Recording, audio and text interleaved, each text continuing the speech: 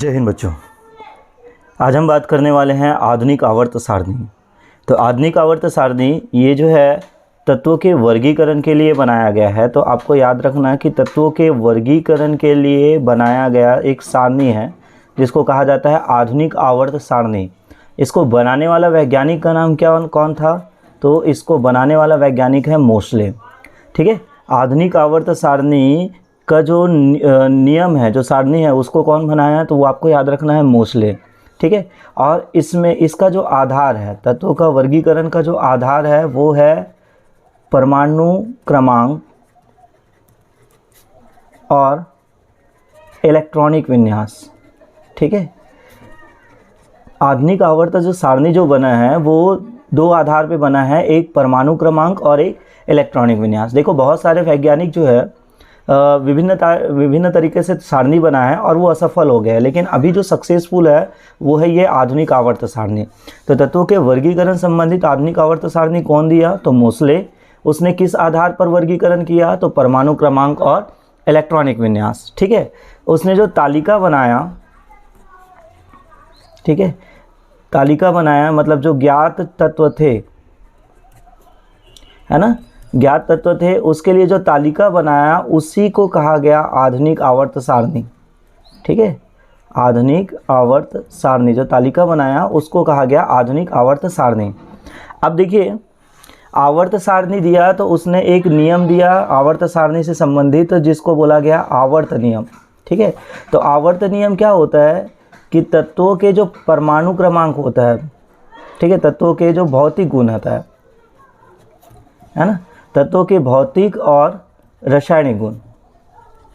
ठीक है, तत्वों के भौतिक और रासायनिक गुण जो होता है वो परमाणु क्रमांक, क्योंकि परमाणु क्रमांक के आधार पर डिवाइड किया गया है वो, और किसका?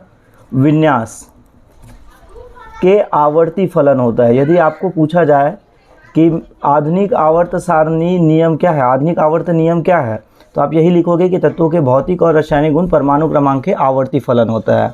ठीक है, तो चलिए मैं आपको यहाँ पे दिखाता हूँ कि क्या चीज़ है तत्वों का वर्गीकरण। देखिए, यहाँ पे सबसे पहले आपको ये लिखना है। देखो, यदि तत्वों का वर्गीकरण का आधुनिक आवर्त नियम लिखे तो आप इस तरह से लिखेंगे कि तत्वों का वर्गीकरण संबंधित नियम, ठीक है, संबंधित नियम एक नियम प्रसिद्ध वैज्ञानिक मोसले ने दिया। मतलब तत्वों के वर्गीकरण संबंधित एक नियम जो है वो कौन दिया? प्रसिद्ध वैज्ञानिक मोसले ने दिया, जिन्होंने तत्वों के वर्गीकरण के लिए परमाणु क्रमांक और इलेक्ट्रॉनिक विन्यास को आधार माना और उन्होंने ज्ञात तत्वों की एक तालिका बनाया जिसे आधुनिक आवर्त सारणी कहा गया।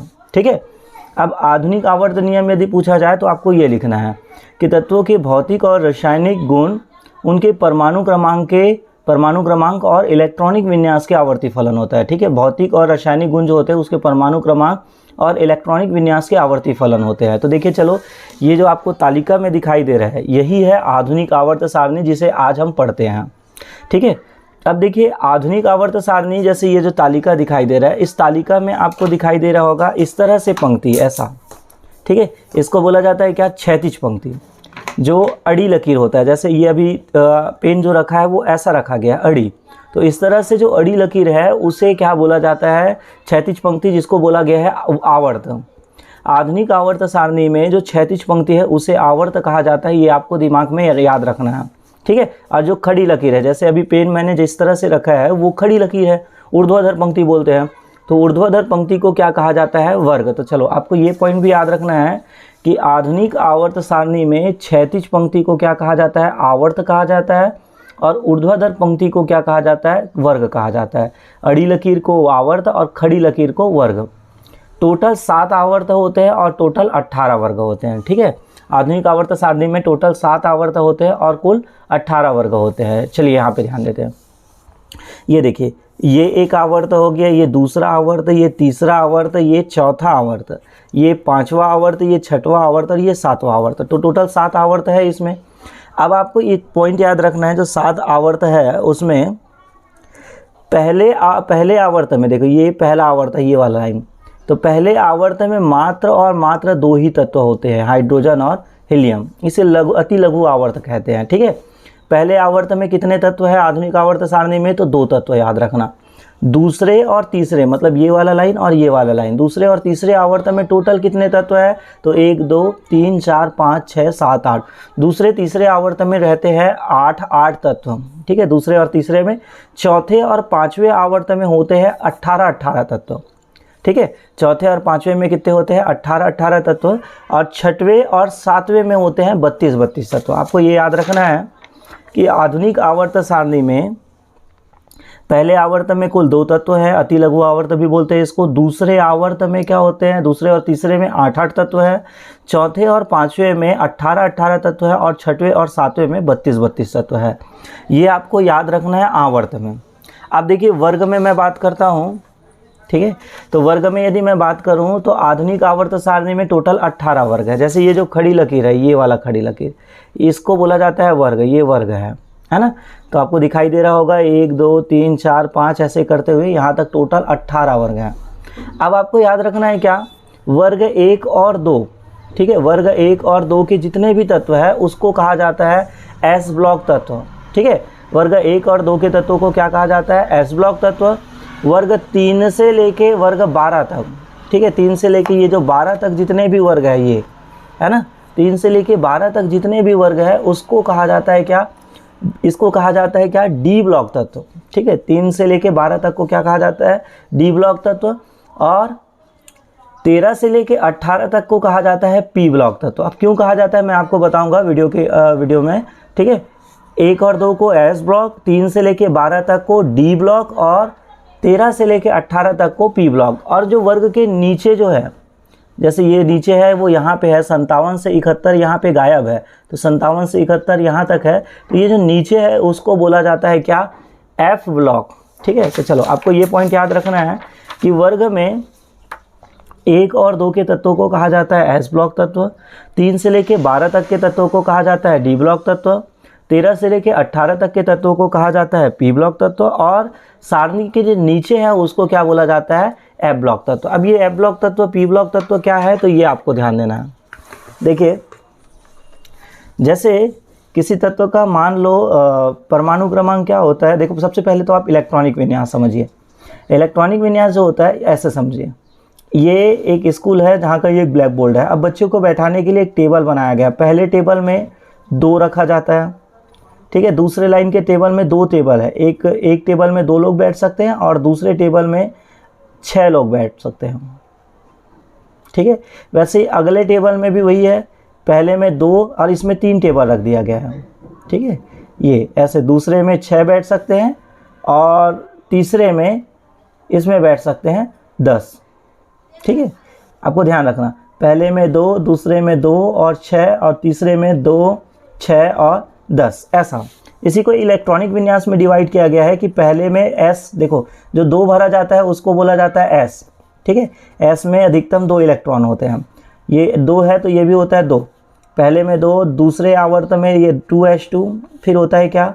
2p6, है ना। देखो 1s2 2s2 2p6 ये दूसरा लाइन है। देखो पहला लाइन है तो 1s2, दूसरा लाइन है तो 2s2 और 2p6, 6 जो रहता है वो p में भरा जाता है।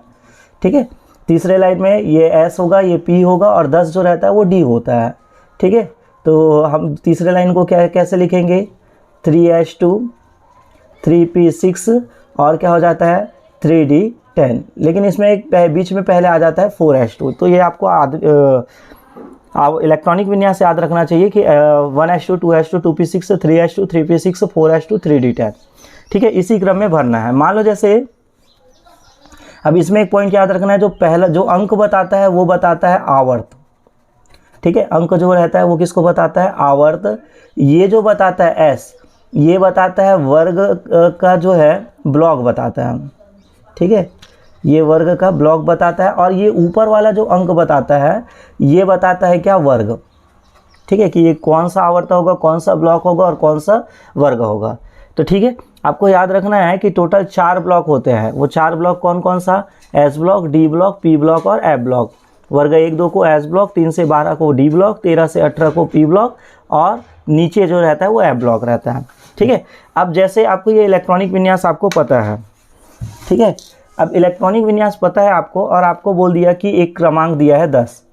इसका आवर्त या वर्ग आपको ढूंढना है। तो आप क्या करोगे, इसको इलेक्ट्रॉनिक विन्यास, 10 बच्चे हैं तो पहले क्या करोगे, 2 बच्चे, फिर अगले में 2 बच्चे, और अगले में क्या आ जाएगा, 2 2 4 हो गया, 6 बच्चे, तो अगले में 6 बच्चे, ये आ जाएगा। तो हम इसको लिखेंगे कैसे, इस रूप में 1s2 पहले में 2, 2s2 का जो 2 है उसमें, और 2p6, ये ऐसा लिखेंगे।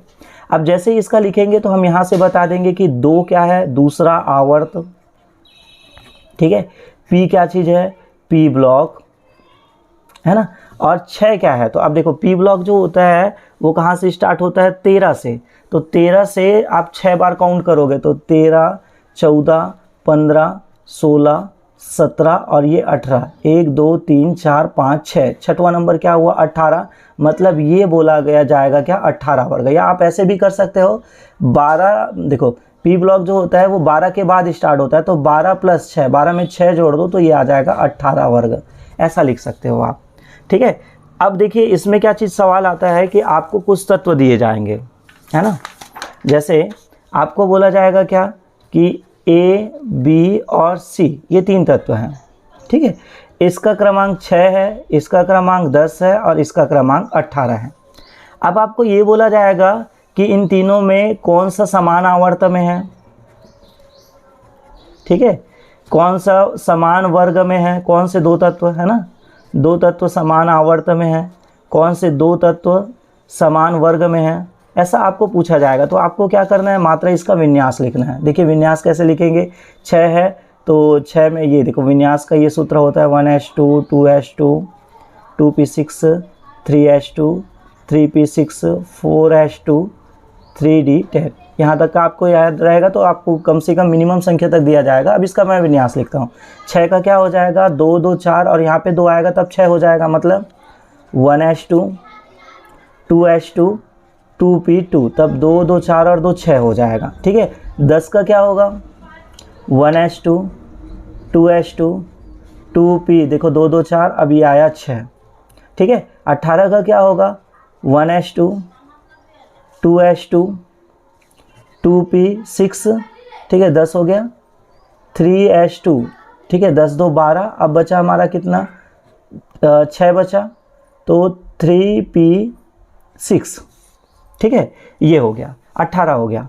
अब देखिए आपको बोला गया है कौन सा 2 समान आवर्त है। तो आवर्त के लिए सामने का देखो, सबका आखिरी पहले अंडरलाइन कर लेना, है ना। आवर्त के लिए क्या करना, सबसे पहले जो अंक रहता है वो आवर्त बताता है। तो ये कौन सा आवर्त है, दूसरा आवर्त, ये कौन सा आवर्त है, दूसरा आवर्त, और ये कौन सा आवर्त है, तीसरा आवर्त। तो ये दोनों का आवर्त देखो समान है, मतलब जिसका क्रमांक 6 था, 6 और जिसका क्रमांक क्या था 10, वो दोनों क्या रहेंगे, समान आवर्त में रहेंगे। तो ये इसका आंसर हो जाएगा, जिसका क्रमांक 6 और जिसका क्रमांक 10 है वो क्या रहेंगे, समान आवर्त में रहेंगे। अब वर्ग के लिए क्या देखना है, ये वाला देखना ब्लॉक, ठीक है, ये भी पी में है, ये भी पी में है, ये भी पी में है, तो तीनों पी ब्लॉक में रहेंगे। लेकिन ये पी का 2 में है और ये पी का 6 में है और ये पी का 6 में है।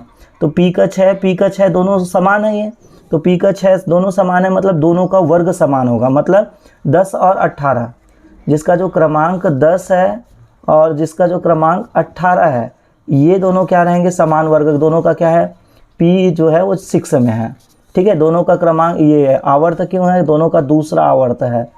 तो इस तरह से ऐसे क्वेश्चन आप हल कर सकते हैं, ठीक है। मैं इसका और भी वीडियो आपको बना के भेज रहा हूँ, आप इसको समझ सकते हैं, आराम से वीडियो देखिए, आपको समझ ज़रूर आएगा।